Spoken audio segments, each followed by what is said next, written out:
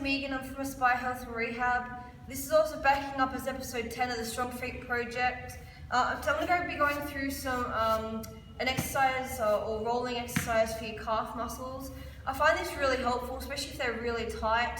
I found in clinical practice that a lot of foot and ankle issues, a lot of them contribute to each other and feed into other things, and I find tight calves is a big factor for a lot of them, especially if you are, doing a lot of heavy sessions or doing a bit of running.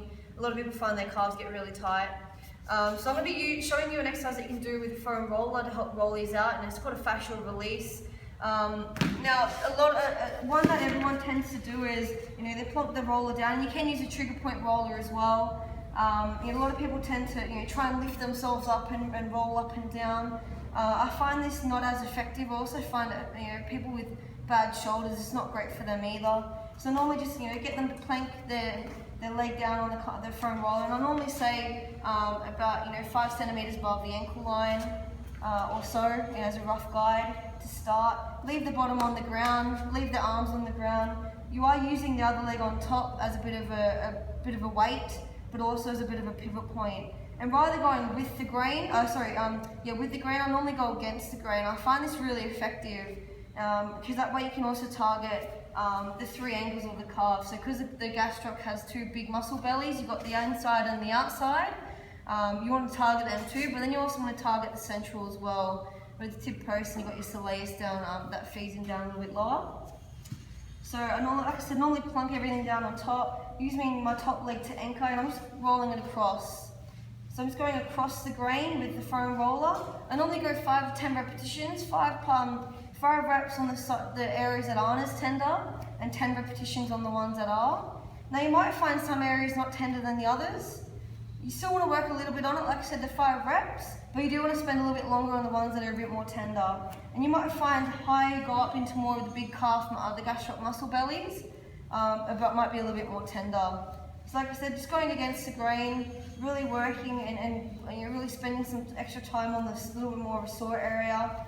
Once you work your way all the way up, you then want to angle yourself to hit the outside of the calf. Okay, same thing, going across the grain, but now I'm angling my hips outwards and trying to hit the outside of the calf. Again, 5-10 repetitions depending on what you're feeling, and again working your way all the way up. Now you don't want to go underneath the knee itself, you want to go below the knee. So you're still on the gastrocnemius heads. And again, to get the inside of the calf, you're going to angle your hips inwards to get the inside of the calf. And again, you're just working across the grain, using the top leg as a bit of a pivot, and working your way up again. Like I said, you might find, the inside a bit more tender than the outside, which a lot of people tend to work the inside of the calf rather than the outside a bit more. But depending on where you're really tight. Again, you might spend a minute or 2 on your calf, but you want to make sure that you hit both the central, inside and outside of the calf, both legs. You might spend a minute on per calf, and that's all you need to do every day.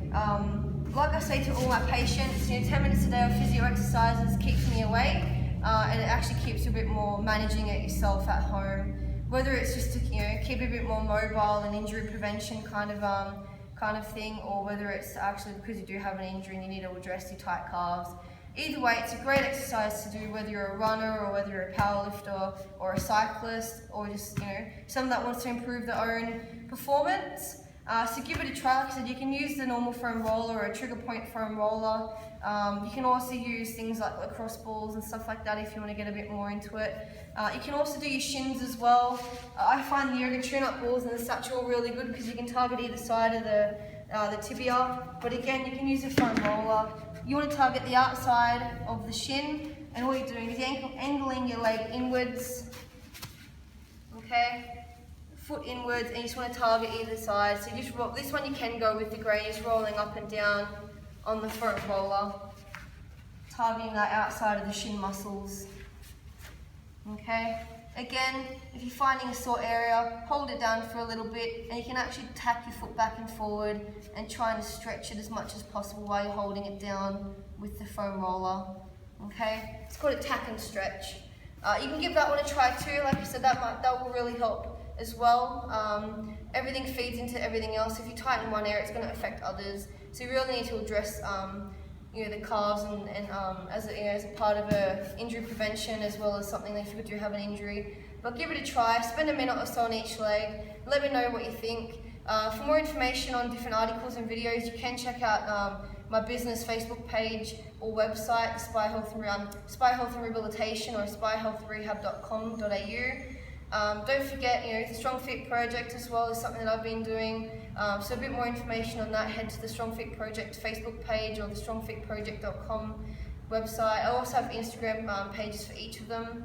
And don't forget to stay tuned for more episodes of the Strong Fit Project, and to donate, please head to those links to donate to worthy causes for the Heart Foundation and Street Swags in memory of my dad, Noel Gaudry. Thanks everyone, have a good day.